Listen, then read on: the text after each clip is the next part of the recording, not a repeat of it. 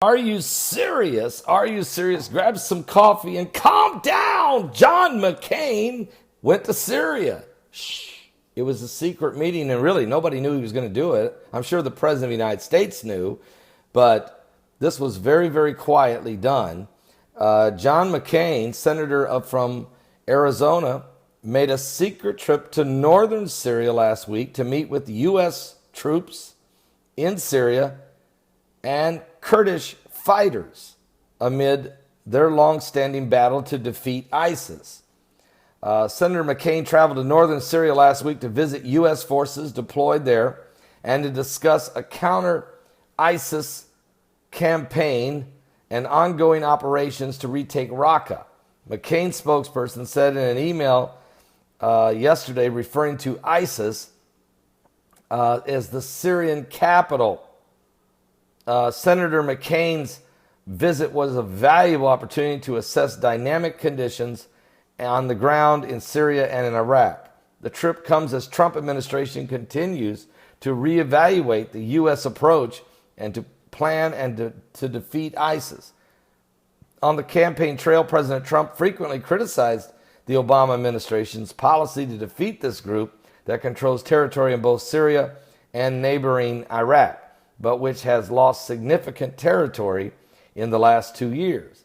McCain's office did not confirm the exact dates that he was in Syria. Now, the United States-led anti-ISIS coalition pushed further into Mosul, Iraq's second largest city, in a bid to wrestle control away from ISIS, which captured the city back in 2014. Meanwhile, the U.S. military and its allies have for months been preparing a campaign to retake Raqqa in Syria, where ISIS has its de facto capital. Members of Congress rarely travel to Syria, as it does not have diplomatic ties to the United States, so you have to go there really undercover. McCain, who is the chairman of the Senate Armed Service Committee, also traveled to the country of Syria back in 2013 to meet with the Syrian rebel leaders fighting the government of Syrian President Bashar al-Assad. Also, Senator McCain has been a consistent proponent of increased military action in Syria, both against Assad's forces as well as against ISIS. He was very critical of the Obama administration's decision not to launch airstrikes against Assad's forces after it came to light that the Syrian president had reportedly used chemical weapons against the Syrian rebels. But John McCain has also emerged as a critic of Trump's foreign policy. And during a speech at the Munich Security Conference in Germany last Friday, McCain said that Trump's new administration was in a state of disarray.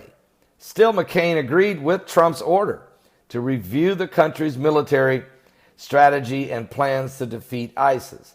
And according to the statement provided yesterday by his office, Senator McCain looks forward to working with the Trump administration and the military leaders to optimize the approach for accomplishing the destruction and defeat of ISIS. So that's good to hear. John McCain on a secret mission to Syria, meeting with the Kurds. Thank you, and thank you, John McCain, because of course the Kurds, they are our allies, and that's who we should have been helping the whole time. Obama would never help the Kurds. He always wanted to help the Syrian Free Army, and against Assad, who was backed by the Russians and the Iranians.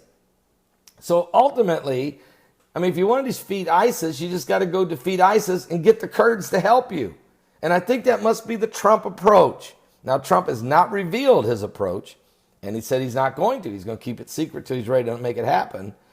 And it sounds like he has asked Senator John McCain to go over and check it out, meet with the Kurdish leaders, give them our full assurance that we're going to back them, and then we're going to go root out ISIS. That sounds like the plan, folks. Are you serious? Are you serious? Let's see how this works, all right? Let's pray it does work.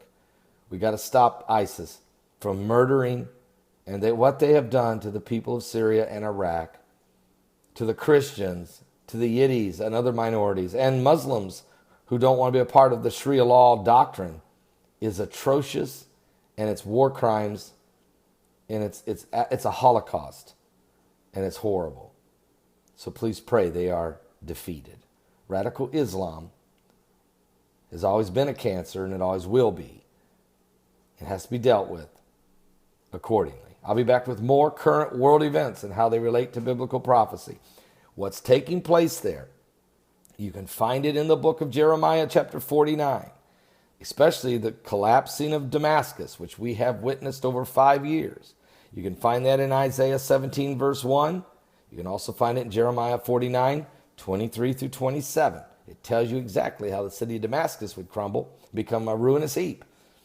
And it has. It's not really functioning like a city. Parts of it is okay, since the Russians showed up and the Iranians, and they're protecting about a third of that city, but the rest of it is in rubble. And I mean, check it out. I've been to the Golan Heights and looked right at Damascus. I looked at it through a high-powered lens, and block after block after block, nothing but rubble. But that's not the whole city, and I understand that. We're truly living in the last days. ISIS needs to be destroyed.